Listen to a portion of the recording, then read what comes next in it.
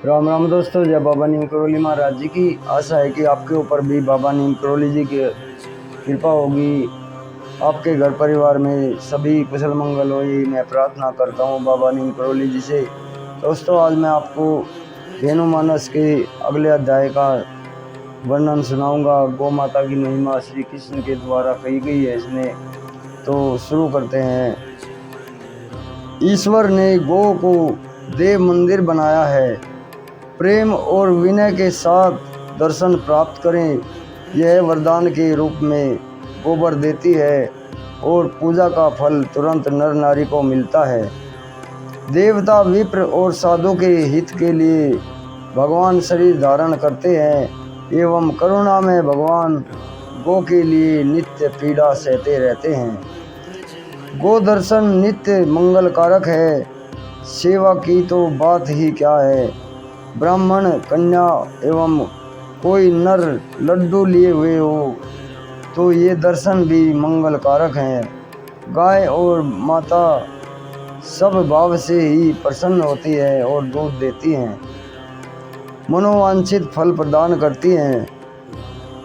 यदुवंश श्रेष्ठ बछड़ों की पूंछ पकड़ते हैं। वे बछड़े डरकर इधर उधर भागते हैं, बाल बाल देखकर आनंदित होते हैं। उस उत्साह से यमुना जी में भक्ति का प्रवाह बहने लगता है। मुझे गौमाता के दर्शन नित्य होवे। हे प्रभु, उसकी कृपा दृष्टि हम पर बनी रहे। धेनु हमारी है, हे माता हम आपके हैं। वहाँ तो हमेशा रहे जहाँ हम हैं। हम संसार में तेरे ही कारण रह रहे हैं। सारे वेद पुराण संत यही कहते हैं। साथ में यह भी गाते हैं कि सत्यकाम जावाल को हरिद्रमुत गौ माता ने गो सेवा का गान किया और उसको केवल गो सेवा से ही ब्रह्म ज्ञान प्राप्त हुआ तथा आसक्ति रहित हुआ। गोबर के लेपन से सारी कुंठा मिट जाती है, लक्ष्मी का निवास होता है तथा स्थान वैकुंठ धाम बन जाता है। रघुकुल में राम जी ने अवतार लिया क्योंकि रघुकुल की परंपरा में गो सेवा है जिससे सभी फल प्राप्त होते हैं। सूर्यवंश में एक राजा हुए जिनका नाम दिलीप था और अवध के वे नरेश थे।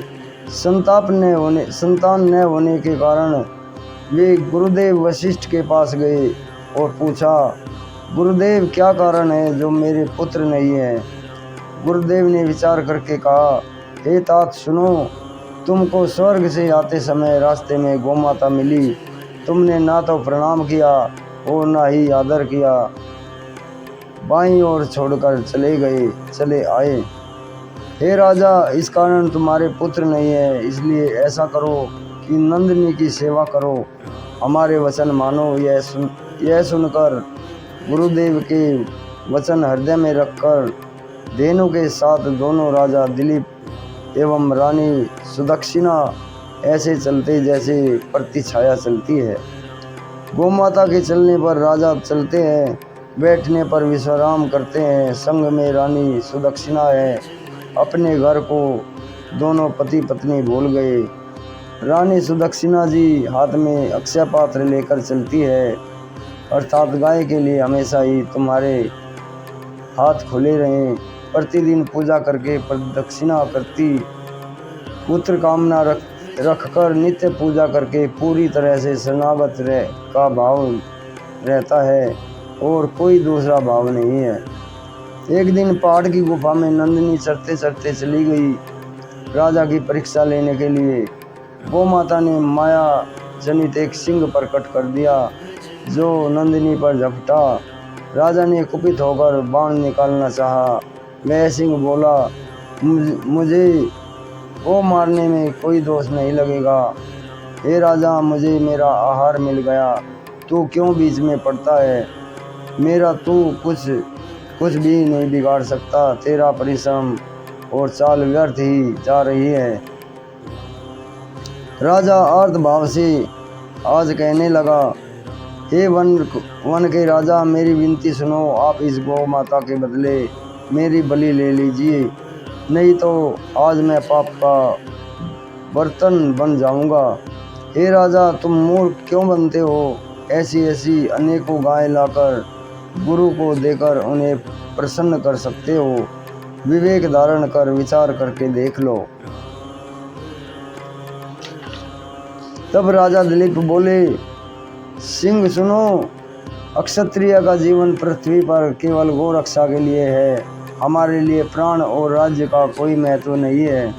हम समस्त नश्वर पदार्थों को वमन समझकर त्याग देते हैं।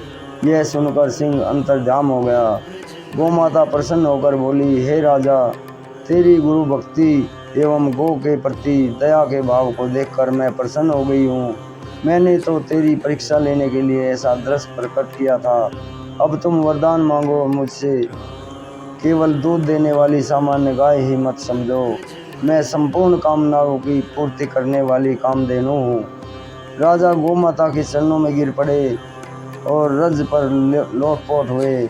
सारे मनोरथ पूर्ण हुए। गोमाता ने कहा, 1 वर्ष के भीतर तेरा पुत्र होगा, जिसका नाम होगा रघु, और वह जगत प्रसिद्ध होगा। उनसे रघुवंश विख्यात होगा। हे तात, वह सब गौ सेवा का फल है। एक बार राजा रघु ने यज्ञ किया, जिसमें सर्वस्व दान करके ब्राह्मणों को प्रसन्न किया। वरंतु नाम के एक ऋषि थे, जिनका एक श्रेष्ठ शिष्य हुआ, जिसका नाम कोत्स विख्यात था। वे गुरु दक्षिणा के लिए राजा रघु के स्थान पर आए। मुनि कोत्स के राजा ने खूब सत्कार किया। मुनि कोत्स का राजा ने खूब सत्कार किया। मिट्टी के बर्तन पर चरण कमल धोए। कोत्स जी समझ गए कि राजा इस समय सर्वस्व दान कर चुके हैं, इसलिए गुरु दक्षिणा के संबंध में कुछ नहीं बोले।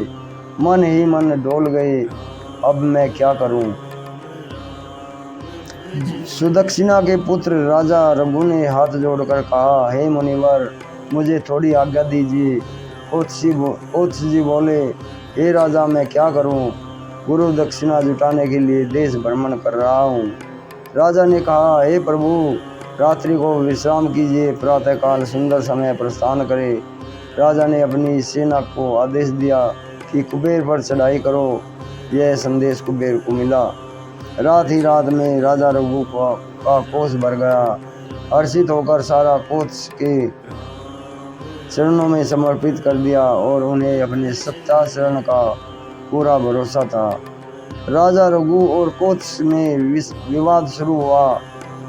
कोत्स बोले, मुझे थोड़ा दीजिए। रघु बोले, हे प्रभु, आप सब ले लीजिए। भारतवर्ष की रीति नीति धन्य है, जहाँ त्याग के लिए, छोड़ने के लिए विवाद होता है। महाभारत की लड़ाई चाह की है, लेकिन रामायण की लड़ाई बड़ों के अनुसरण करके छोड़ने की है। राम। राजभवन और गौसदन की नींव एक साथ रखी जाती थी। दोनों पास पास होते थे। रिद्धि सिद्धि गोमय के द्वीप में रहती है। उत्तम बैल के मूत्र सूंघने से बांझ स्त्री भी गर्भ धारण के योग्य बन जाती है एवं गूंगा व्यक्ति बोलने लगता है। जो व्यक्ति ज्वर से पीड़ित हो, उस पर पुराने गोधृत का लेपन करना चाहिए। उसका ज्वर उतर जाता है और शरीर स्वस्थ और सुखी हो जाता है। जिस व्यक्ति ने सब प्रकार से गो रक्षा की, उन्हीं के नाम से गोत्र प्रचलित है। गोमाता की धूल सदा बहुत पवित्र होती है। ब्रह्मा जी ने अपने अंगों में इसी धूल को लगाया है। तीर्थ में जाना, ब्राह्मण भोजन, व्रत, उपवास, तपस्या करने का, सब प्रकार का दान, भगवान की सेवा, पृथ्वी का भ्रमण, सदा सत्य व्रत धारण करना, जितनी भी शिक्षा दीक्षा जगत में है, जहाँ तक है, वह सारा पुण्य गोमाता को तृण देने से, सम्मान देने से मात्र से मिल जाता है। जो गाय को मारता है, उनको उसी समय मार डालो। वे लोग अक्षमा के पात्र नहीं है। धरती का भार उतार दो। जो व्यक्ति गौ की पूंछ पकड़कर झाड़ता है, उससे एक पखवाड़े में रोग भाग जाते हैं। बिना गौमूत्र का शुचिता नहीं आती एवं बिना गोमय की प्रसन्नता नहीं आती। यह शब्द बहुत पुराना है कि धर्मराज जिसका मतलब है कि धर्मराज दोनों एक साथ रहे, बिना धर्म के सत्ता भ्रष्ट हो जाती है। इसलिए सनातन परंपरा है कि धर्म एवं सत्ता साथ रहती हैं। जिस जिस देश में धर्म का राज होता है वहाँ का समाज एवं गौवंश सबल एवं स्वस्थ होता है।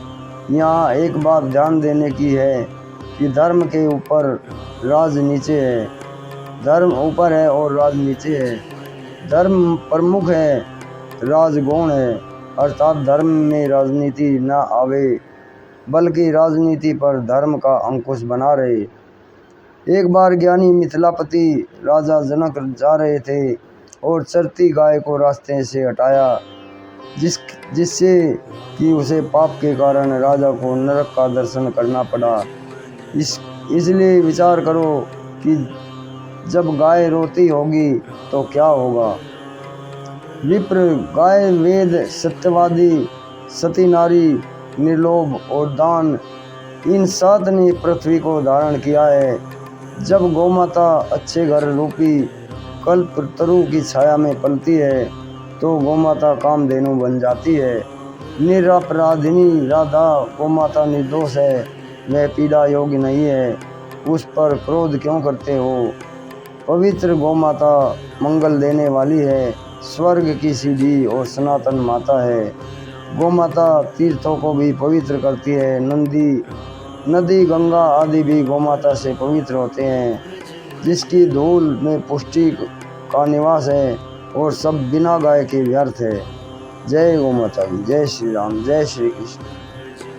तो दोस्तों, ये गाय माता की महिमा बताई है कृष्ण भगवान जी ने, इसे आगे भी शेयर करें। अगर आपको आप गाय माता का सम्मान करते हैं, ये पूरा ग्रंथ मैं आपको सुनाऊंगा। गो धेनुमानस है।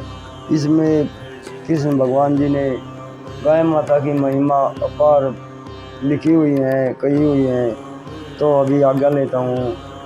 भगवान जी आपके ऊपर सदैव कृपा बनाए रखे। जय राम जी की, जय हनुमान जी की, जय बाबा नीम करोली महाराज।